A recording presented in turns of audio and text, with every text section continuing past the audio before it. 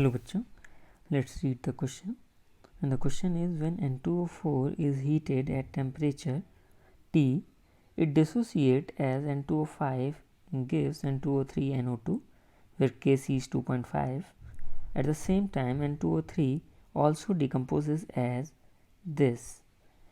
If initially 4 mole of N2O5 are taken in 1 liter flask and allowed to attain equilibrium, concentration of O2 was formed to be 2.5 molar. Equilibrium concentration of N2O is, तो यहाँ पे बच्चों कुछ equilibrium की information दी हुई हैं. अगर मैं की कॉन्सेप्ट की बात करूँगा तो ये आपका साइमल्टेनियस इक्विलिब्रियम का क्वेश्चन है, जहाँ पे दो इक्विलिब्रियम एक साथ इस्टेब्लिश्ड रहते हैं. किस प्रकार से, हम इक्वेशन देखते हैं कि यहाँ पे N2O5 gives N2O3 plus O2 जिसका Kc आपको दिया हुआ था 2.5 और N2O5 के इनिशियली 4 मोल लिए गए थे. अब ये डिसोसिएट होता है जिससे कुछ ना कुछ O2 बनेगा और बाकी N2O3 और बाकी यहाँ पे N2O5 आपका बचा रह जाएगा. तो यहाँ पे इस प्रकार से करें कि 4 माइनस x, तो यहाँ पे ये x और O2 ये वाला भी x बनता है. अब हम नेक्स्ट इक्वेशन पे आएँ तो कहा जा रहा है कि N2O3 अगेन डिसोसिएट होता है और बनाता है N2O और O2. तो अब आप देखिए कि N2O3 जो कि अभी x कंसंट्रेशन रख रहा होगा, आप मोल और कंसंट्रेशन बच्चों यहाँ पे सेम ले सकते हैं क्योंकि वॉल्यूम 1 लीटर है तो कोई भी वॉल्यूम के डिवाइड करने से फ़र्क नहीं पड़ेगा. अब यहाँ पे N2O3 के x कंसंट्रेशन था जो कि फर्दर डिसोसिएट होगा. मान लीजिए इसमें से y कम हो जाता है, x माइनस वाई, और ये भी y, और O2 पहले से x बन चुका था तो y और बन जाएगा. तो ये कुछ इस प्रकार से आता है. अब बच्चों यहाँ पे कुछ इन्फॉर्मेशन दी हुई है जिसके अकॉर्डिंग हमें बताना है इक्विलिब्रियम कंसंट्रेशन N2O का क्या होगा.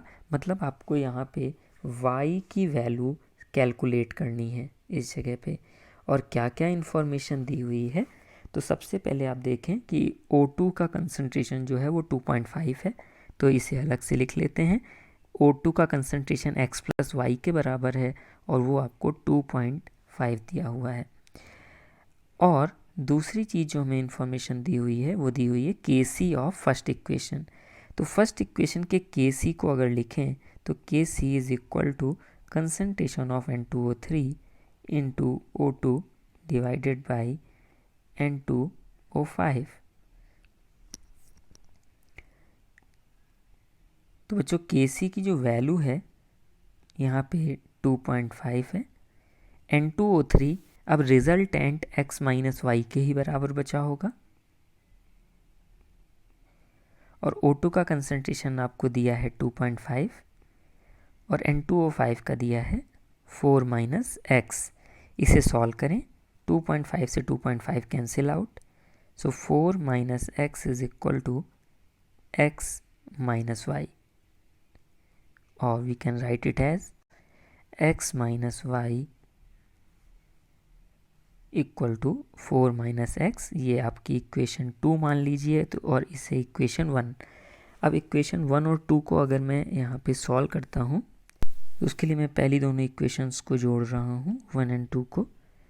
तो बच्चों ये आ जाएगा आपका 2x, क्योंकि y और y यहाँ के कैंसिल हो जाएंगे, is equal to 2.5 plus 4 minus x.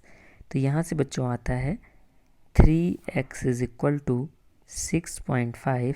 So x is equal to 6.5 divided by 3. इसे फर्दर सॉल्व करें किसी भी इक्वेशन में रख के. तो मैं इक्वेशन 1 में अगर x की वैल्यू यहाँ पे पुट कर दूँ तो ये आ जाएगा y is equal to 2.5 minus 6.5/3। तो यहाँ से बच्चों y जो आ रहा है 0.334 मोलर।